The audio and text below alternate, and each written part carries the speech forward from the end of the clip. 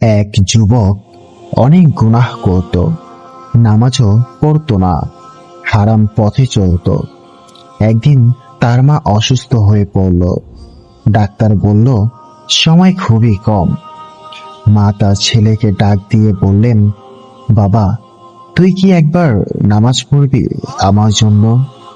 ছেলে বলল, মা, তোমার জন্য সব কিছু পড়ব। সেই দিন ফজরের নামাজে সেজদায় গিয়ে সে কাঁপতে লাগলো। চোখের পানি গড়িয়ে পড়ল যায় নামাজে। আল্লাহর কাছে কান্না করতে করতে বলল, হে আল্লাহ, আমি ফেরত আসতে চাই, গুনাহ মাফ করে দাও। সেই এক ফোঁটা চোখের পানি তার তাকদীর বদলে দিল।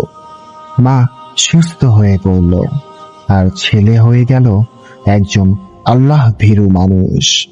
প্রিয় দর্শক, কখনো দেরি হয়ে যায় না। আজই ফিরে আসুন আল্লাহর পথে।